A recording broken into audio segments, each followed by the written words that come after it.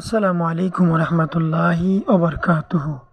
প্রিয় বন্ধুগণ, কুরবানির গোশত কই ভাগে বিভক্ত করা হয় এবং কুরবানির গোশত কাদেরকে দিতে হয়, এই কুরবানির গোশত নিজে কতটুকু পর্যন্ত খেতে পারে।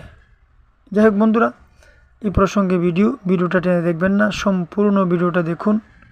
ইনশাআল্লাহ কুরবানির গোশত বন্টন সম্পর্কে অনেক কথা আছে, বুঝতে পারবেন ইনশাআল্লাহ। এর আগে বলতে চাই, আমার চ্যানেল সাইফুল দোয়া মিডিয়া এই পর্যন্ত যারা সাবস্ক্রাইব করেছেন সকলকে অসংখ্য অসংখ্য ধন্যবাদ জানাই। আর যারা এখনও সাবস্ক্রাইব করেননি, আমার চ্যানেলটি সাবস্ক্রাইব করে নেবেন। প্রিয় বন্ধুরা, ঈদুল আজহা অর্থাৎ জিলহজ চাঁদের 10 তারিখ, 11 এবং 12 তারিখ, এই 3 দিন কুরবানি করা ওয়াজিব কাদের উপর হয়েছে? যারা বিত্তবান এবং যাদের সম্পদ আছে, যাদের টাকা পয়সা আছে, যাদের কুরবানি দেওয়ার তৌফিক আছে, যাদের ঋণ নাই, তাদের উপর কুরবানি দেওয়া ওয়াজিব। সুবহানাল্লাহ। আল্লাহ রাব্বুল আলামিন তাদেরকে কুরবানি দেওয়া ওয়াজিব করে দিয়েছেন। বন্ধুরা, কুরআনুল কারীমের মধ্যে বলেছেন আল্লাহ রাব্বুল আলামিন, কুরবানি যারা দিবে ঈদের দিন সকাল থেকে ঈদের পরের দিন, এর পরের দিন,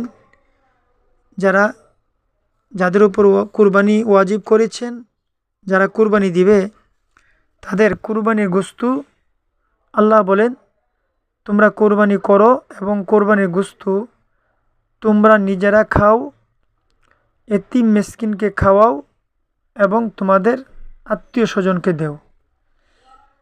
এই আয়াতের তাফসীর করতে গিয়ে আলেম ওলামাগণ এবং মুফতি ফুকাহ যারা রয়েছেন, তারা আল্লাহ রাব্বুল আলামিনের এই কথাকে বিশ্লেষণ করতে গিয়ে কুরবানির গোশতকে 3 ভাগ করেছেন।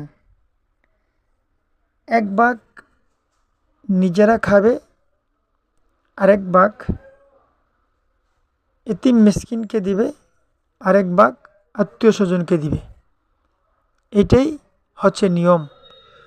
কুরবানির গোশতকে 3 ভাগ করে এক ভাগ নিজেরা খাবে, আরেক ভাগ আত্মীয় স্বজনকে দিবে, আরেক ভাগ এতিম মিসকিনকে দিবে। এটাই কুরবানির নিয়ম। বন্ধুরা, আমাদের সমাজে অনেক মানুষ আছে যারা এক বছরে একদিন গোশত কিনে খেতে পারে না, তাদের কষ্ট হয়। এই কুরবানি ওয়াজিব এই জন্যই করেছেন, তোমাদের আশেপাশে যারা গরিব রয়েছে, যারা মিসকিন রয়েছে, তারা যেন এক বেলা খেতে পারে পেট ভরে, তৃপ্তি সহকারে। এই জন্য তোমরা কুরবানি করো আল্লাহর নামে, আল্লাহর নামে কুরবানি করো এবং এই কুরবানির গোশত তোমরা নিজেরাও খাও, এতিম মিসকিনকেও প্রদান করো এবং তোমার আত্মীয়কে তোমরা এই কুরবানির গোশত দিয়ে থাকো। এটাই হচ্ছে নিয়ম, এটি হচ্ছে সুন্দর। এখন অনেক আলেম ওলামাগণ ফতোয়া দেয়, কুরবানির গোশত যদি সম্পূর্ণ নিজে খেতে পারে, খেয়ে ফেলতে পারবে। এতে আমি একমত না বন্ধুরা। কারণ হচ্ছে, কুরবানির গোশত যিনি কুরবানি করেন তিনি প্রতি সারা বছরে কয়েকদিন পর পর গোশত কিনে খাওয়ার তৌফিক আছে। যিনার তৌফিক আছে তিনি কুরবানি করে। তো কুরবানি এই জন্যই কুরবানি দেওয়া হয় আল্লাহর নামে।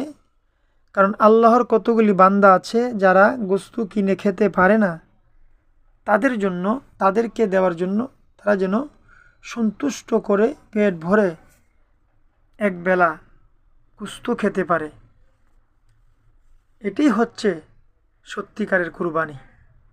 আপনি কুরবানি করে গোটা গরু আপনার ফ্রিজে ঢুকাইয়া আপনি নিজে খাইবেন, আর আপনার বাড়ির পাশে গরিব অসহায় গোস্ত খেতে পারে না, আপনি কিভাবে খাবেন?